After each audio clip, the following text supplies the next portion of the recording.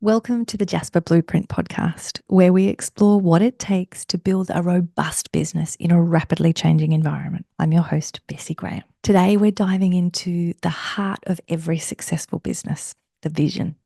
We'll discuss why having an inspiring vision is crucial, how to craft one, and share some powerful examples of vision statements that can transform your company's trajectory. So, what is an inspiring vision? Vision is a word that gets thrown around a lot.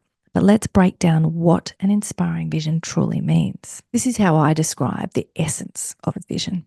Your vision describes what you want to contribute to or play a part in seeing come to fruition. It's bigger than you and will not be achieved by you or your organization alone. There's, of course, different approaches to crafting your vision. And there's a common pattern with vision statements where some describe an ideal world while others describe their place in an ideal world. In most corporate or consulting settings, businesses are encouraged to describe their vision in the second category, describing their place as an organization in that ideal world. This approach can be seen in examples like Ford, who framed their vision as to become the world's most trusted company, or Adidas, who say that they want to be the leading sports brand globally by continuously bringing innovation and performance to every athlete. If Adidas had instead said that their vision was a world where every athlete has access to innovative sporting goods that improve their performance, then they'd be more on the money in terms of how we advise you to think about a powerful articulation of vision.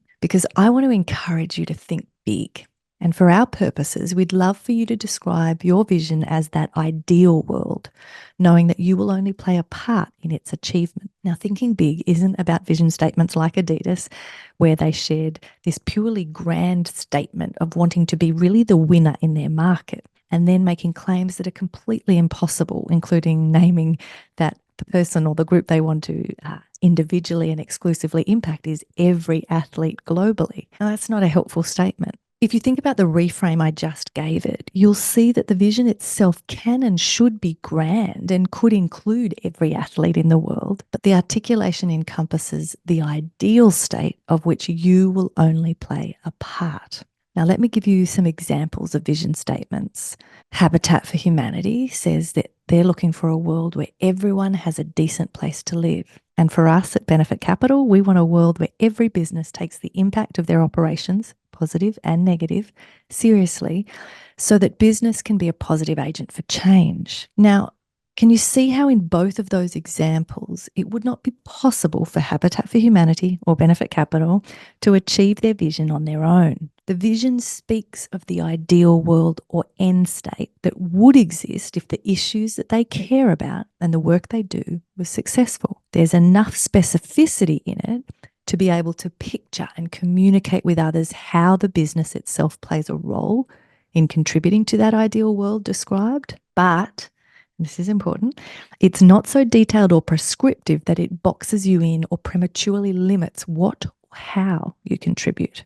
So why does vision actually matter? Well, to be a decisive leader, you need to articulate and effectively share your company's vision in a way that inspires you and your team by painting a picture of something you want to move towards. Companies need to be grounded in their values and moving towards their vision. It's so much bigger than that, though.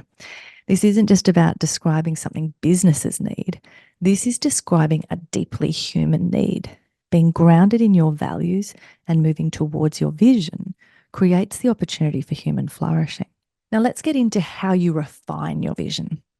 How do you currently describe your company's vision? Ask yourself whether it's big enough to inspire. And if not, how could you elevate it to better describe the ideal world you'd love to play a part in creating? Let me give you a few practical tips. 1, be concise and clear. Now, an exercise you could do here is to draft several versions of your vision statement, aiming for clarity and brevity while capturing the essence of your aspirations. An action that you could take after doing that exercise is to really just kind of encourage yourself to use simple and direct language that resonates both internally with your team and externally with your customers. The second tip is to focus on impact. The exercise you can do here is to think about the long-term impact you want your business to be part of creating in your community, in your industry, or the world more broadly. And once you've done that exercise, the action to take is to ensure that your vision statement reflects this desired impact that you want to contribute to. And the third tip, which is the last tip I'm going to give you today, is to incorporate inspirational elements. As an exercise, you can compare your draft vision statement with those of inspirational companies you admire. And then the action to take is to ensure that your vision motivates and inspires your team and stakeholders.